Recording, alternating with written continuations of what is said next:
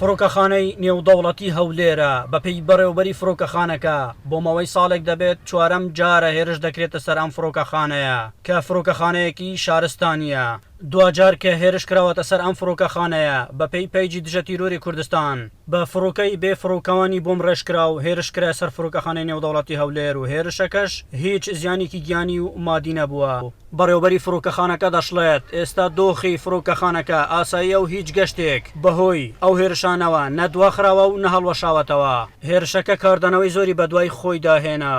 ئاشنا بابان مامۆستایەکی زانستە سیاسیەکانە وەها سەبارەت بە هێرشەکەەوە دەڵێت ئەگەر بمانێت چارەسەری ئەوە چێ چارەسەری ئێمە بەڕاستی وەکو هەرێمی کوردستانمە خۆمان دەوڵەت نیبتوانین چارەسەرێکی ڕیشەی بدۆزینەوەوانێ بەڵام پێویستمان بە پشگیری ئەمریکایە بەڕاستی لە بەروەی کە ئێمە بەهۆی ئەمریکاوانە ئێمە لەژێر هەڕەشایین هیوادارین کە ئەوانش بتوانن بە پێی پێویست بمان پارێزن یا خۆ چۆن بڵێ هەر چۆنێ بێ ئەوان کارێکی وا بکەن وەکو ئێمە وەکو هەرێمی کوردستان لەژێر کەڤەڕ و پارێزراوی ئەوانە بین.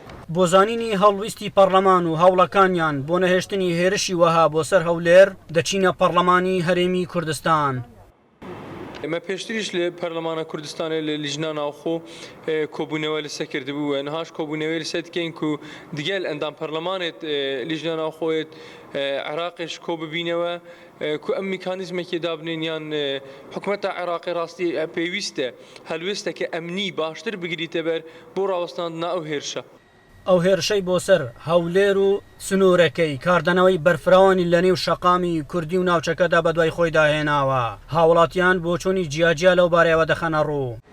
ئەم لە یوێنە لە متحیدەیە لە دەوڵەتانی ئەمریکا ئەوروپا و لە هەموو جیهانە بەهانای کوردستان بێن لەبەرەوەی بەڕاستی زۆر ناخۆشە توش شەوێ بنویسبێ نەزانێت لێ قەومایە ئەوە پێدرێن لە ڕاوچێ مرتەعنی ئینسان ئەو مرتەعیەمان لێ تێک نەدەن. ئێستا زۆر مرتەعین ئەمن و ئاسایشە لە کوردستان خۆشی هەیە دەوڵەتی هەموو دنیا دێتە هەولێر دێتە کوردستان. ئەمریکا ئەو وڵاتە زلهێزانە ئەو شتانە لە بەرچاو بگرن کە لێ نەگەڕن ئەوانە ئەو موشەکان ئاراستەی هەرێمی کوردستان بکەنیان ئەو سەقامگرێت تێک بدەن یاخود وا بکەن ئێکوانە بتە ناوچەیەک بۆ شەڕ و ئاژاوە جێڕی ئەوە شتە کارێکی خراپە. دەبی ئەوان لەسەر کوردی بەجواب بێن دەبی ئەوان پاڵپشتی کوردی بکەن.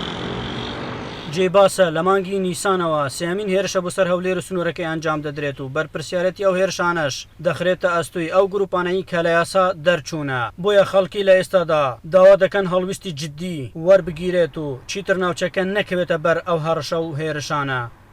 ئەحمەد جێباری دەنگی ئەمریکا هەولێر.